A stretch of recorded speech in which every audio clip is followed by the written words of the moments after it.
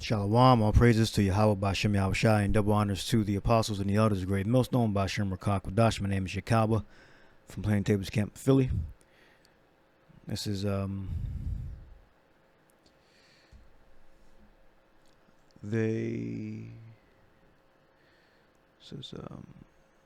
so they shall make their own tongue to fall upon themselves, meaning by speaking they're going to cause injury to themselves.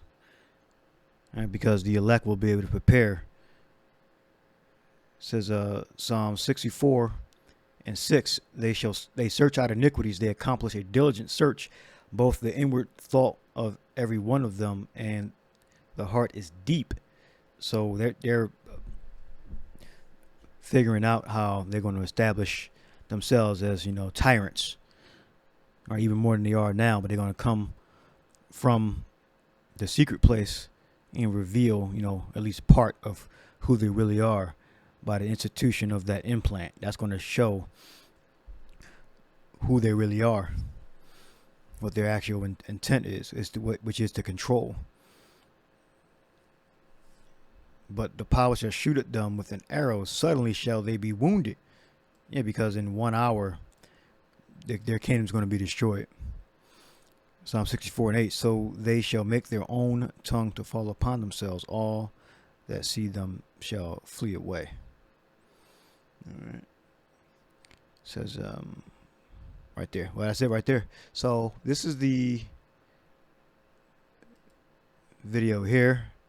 It's from 2013. This is what I guess the head, Thomas Graham. He's a senior fellow and managing director of the Kissinger Associates. Henry Kissinger is one of those Illuminati spokesmen. Let's listen.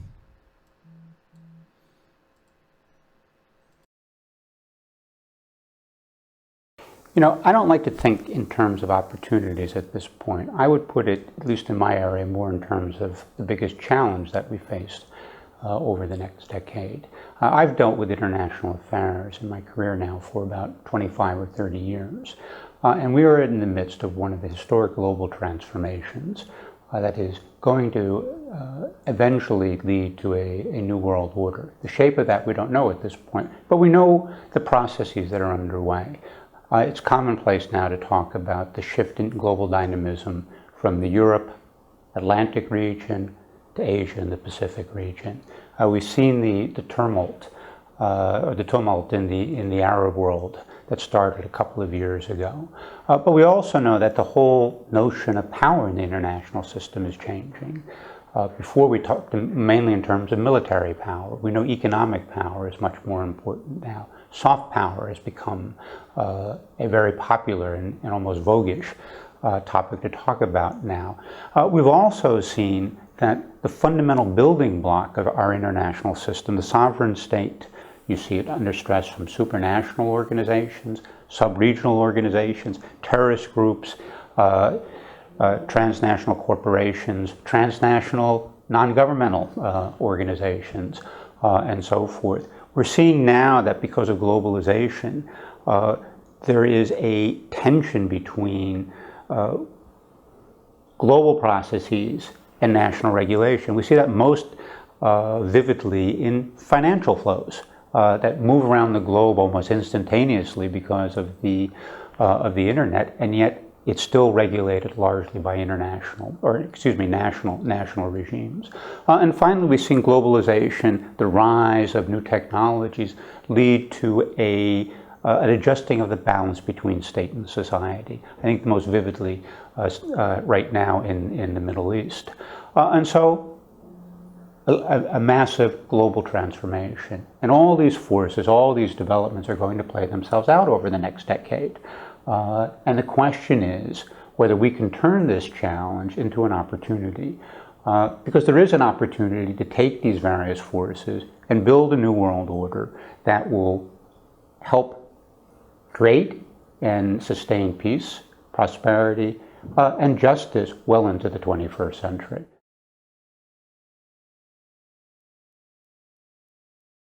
Yeah, that was Yale No, he's Yale, the Yale Jackson Institute. So I guess it's an organization within Yale University. And Henry Kissinger set it up, if I'm reading that right. All right. So we have when it says, when they speak, they're going to cause their tongues to fall upon themselves. In the 8th verse, Psalm 64:8. All right, because eventually, we know about it. Well, it's because of the Father. He made us privy to their plans.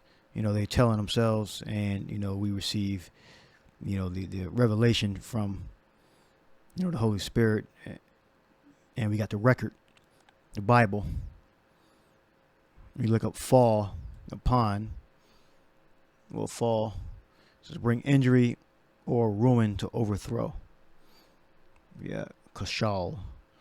And the word there is actually a much larger word. It's right there. We got kashayal wahawa. Alright, it's a much larger word, but the root of it is kashal, which means to bring injury or ruin to overthrow.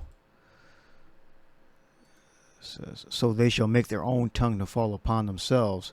All that see them shall flee away.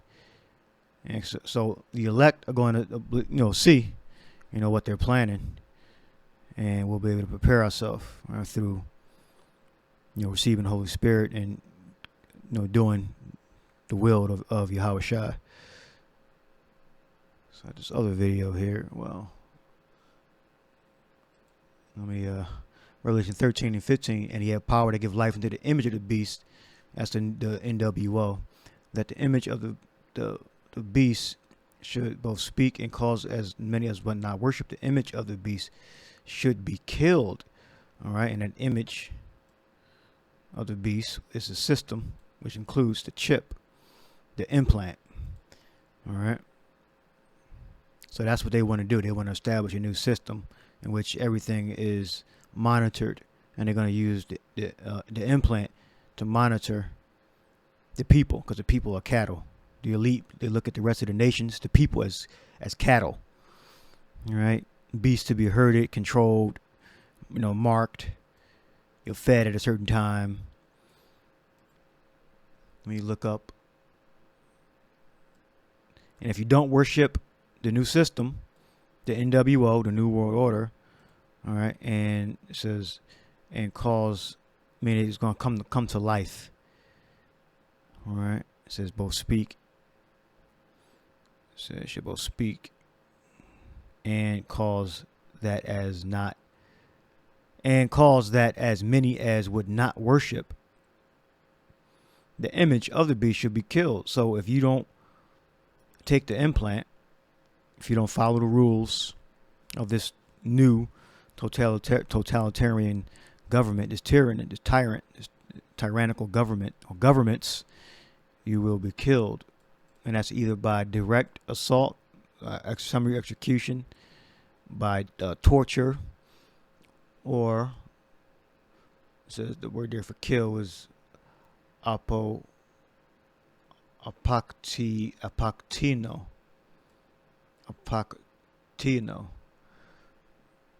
To kill in any way, all right, or to allow to perish. Or they could turn off your implant and say, well, you can't make any purchases.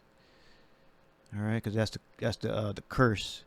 16 says, and he Revelation 13:16, he causeth all, both small and great, rich and poor, free and bond, to receive a mark in their right hand or in their foreheads, and that no man might buy or sell save he that had the mark or the name of the beast or the name of his name. Then this 18th verse tells you that within the device, you got this number inscribed in the coding. And Esau likes putting it in their products too. The word 666, Chai Ksai Stigma. Let me just see that. Then I'll show you the other video. Yeah, Chai Ksai Stigma. Come on, where you at?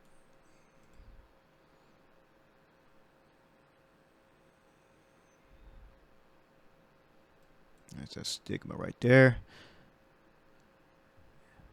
And the implant is going to be in your. It's an actual implant.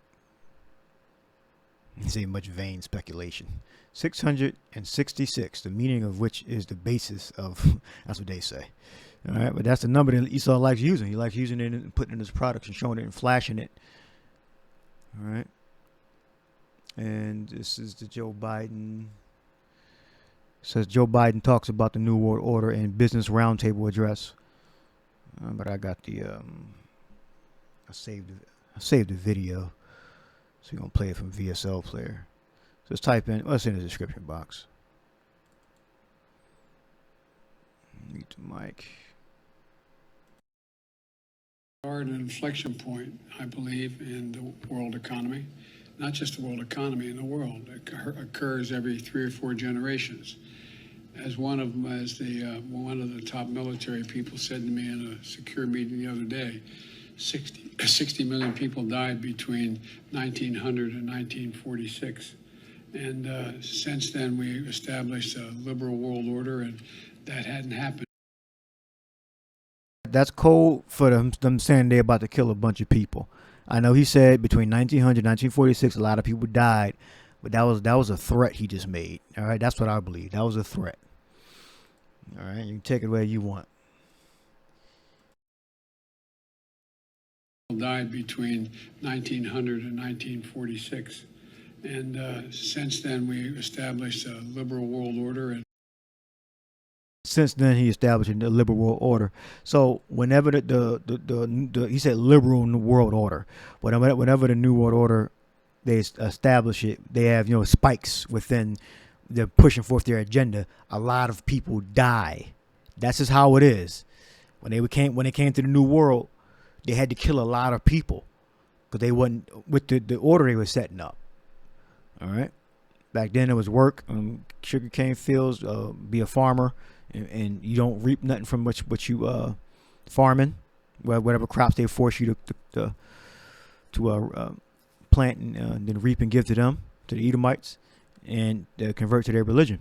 And between those times, to get that work done, they had to kill a lot of people.